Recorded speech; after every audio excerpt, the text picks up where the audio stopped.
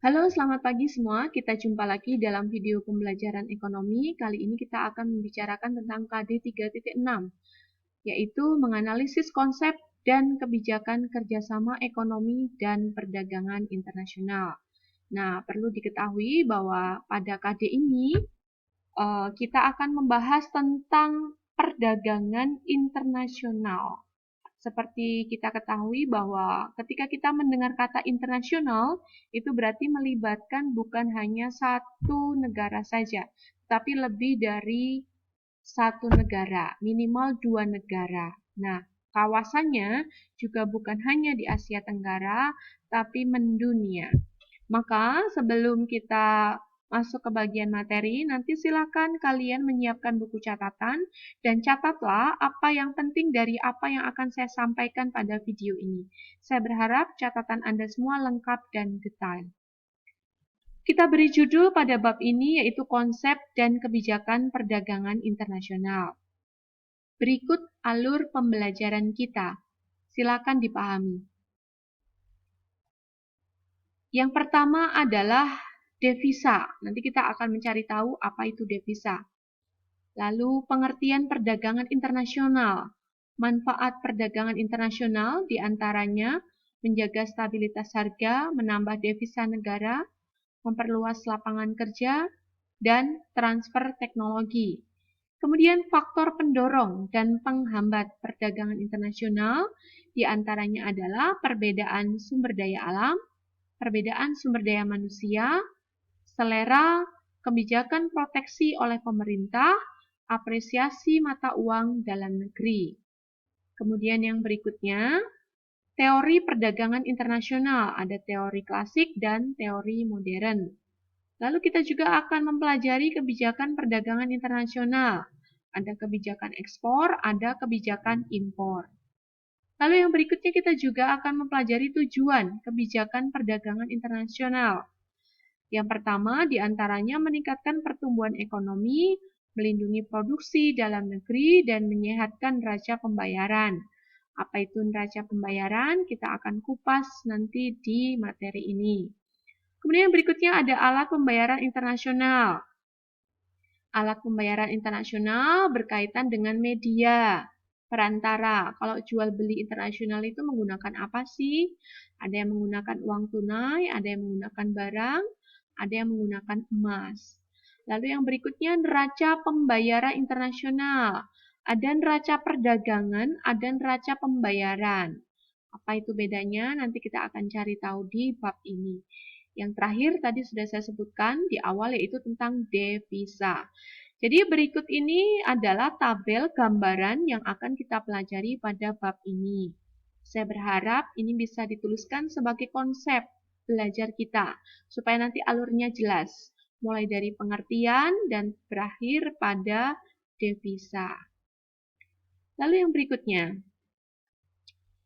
Pertama kita akan mempelajari dulu sebenarnya apa sih perdagangan internasional. Nah, anak-anak, perdagangan internasional secara teori dapat didefinisikan sebagai aktivitas transaksi yang dilakukan pelaku ekonomi lintas negara dalam rangka memenuhi kebutuhan hidup masyarakat. Nah, aktivitas itu berupa apa saja? Aktivitas itu bisa berupa kegiatan ekonomi, bisa produksi, distribusi, maupun konsumsi. Lalu definisi yang kedua adalah kegiatan tukar-menukar atau jual-beli barang dan jasa yang terjadi antara dua negara atau lebih dengan tujuan keuntungan. Jadi, ujung-ujungnya adalah memperoleh keuntungan.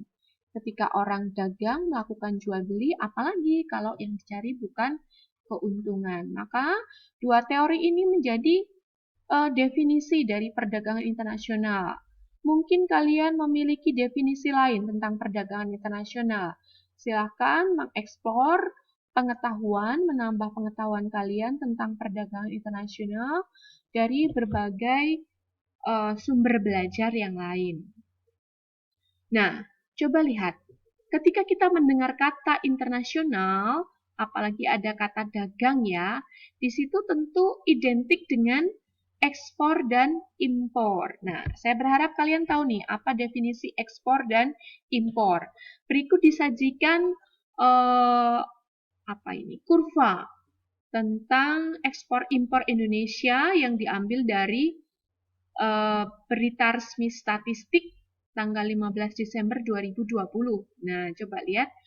Bisa dilihat bahwa ternyata ekspor, ini warnanya ungu, itu naik, panahnya segitiga ke atas, berarti ekspornya naik sebesar 9,54%. Sedangkan impornya tanda panah segitiga turun, berarti turun. Impor turun sebesar berapa? 17,46%. Nah, bagaimana pendistribusiannya?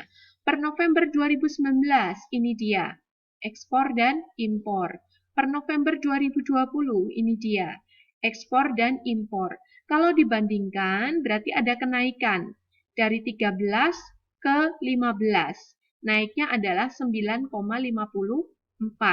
Sedangkan impor ada penurunan dari 15 ke 12. Berarti turunnya sekitar 17,46%. Dalam hal ini, saya rasa kalian cukup paham apa itu definisi ekspor dan impor. Lalu yang berikutnya, apa saja sih manfaat yang bisa diperoleh dari perdagangan internasional? Yang pertama adalah menjaga stabilitas harga. Perlu diketahui bahwa persediaan barang yang terbatas di dalam negeri, sementara kebutuhan manusia terus meningkat. Jadi, pertambahan kebutuhan tidak sebanding dengan stok atau jumlah barang yang tersedia untuk memenuhinya. Nah, upaya untuk penambahan persediaan barang dapat dilakukan melalui impor barang dari negara lain, sehingga dapat menjadikan persediaan barang tetap terjaga, sehingga harga barang juga diharapkan stabil. Bisa dipahami ya? Kemudian yang berikutnya, menambah devisa. Kegiatan ekspor dan impor yang menjadi kekasan setiap perdagangan internasional dapat menghasilkan devisa bagi pemerintah. Apa itu devisa? Coba kalian cari tahu sendiri. Devisa, cari di Google ya. Jika ekspor yang dilakukan suatu negara itu meningkat, maka devisa yang masuk ke kas negara tersebut juga akan meningkat. Dan ini berlaku sebaliknya. Jika impor suatu negara itu lebih besar dari ekspor, maka devisa negara tersebut bukannya nambah, tetapi malah berkurang karena digunakan untuk membeli barang-barang impor. Kemudian yang berikutnya, manfaat yang ketiga adalah memperluas lapangan pekerjaan. Adanya perdagangan internasional itu mendorong dan memperluas lapangan kerja. Mengapa? Hal ini terjadi karena terbukanya kesempatan kerja baru. Contoh, karena peningkatan permintaan produk di negara lain, berarti ekspor meningkat ya, maka Indonesia juga akan membuka kesempatan kerja baru untuk memenuhi kebutuhan ekspor tersebut. Maka benar kalau perdagangan antar negara juga bisa memperluas lapangan pekerjaan. Kemudian manfaat yang keempat adalah transfer teknologi. Anak-anak, sekarang kalian sudah tidak heran lagi dengan yang namanya gadget, handphone, televisi, mobil, motor, komputer, dan sebagainya. Nah, dulu kita nggak ngerti, bahkan tidak secanggih ini alat-alat tersebut. Bagaimana cara menggunakannya, bagaimana cara memeliharanya. Bahkan tidak jarang melahirkan jasa-jasa perbaikan yang dilakukan oleh pelaku ekonomi dalam negeri, servis.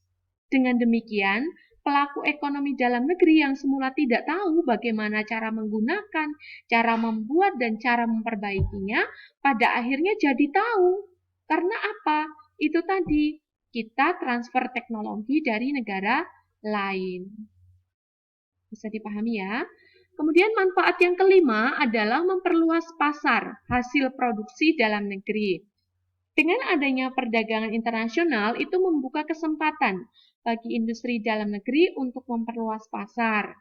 Pemasaran barang produksi dalam negeri tidak hanya terbatas di negara itu saja, tetapi juga dapat dilakukan di luar negeri.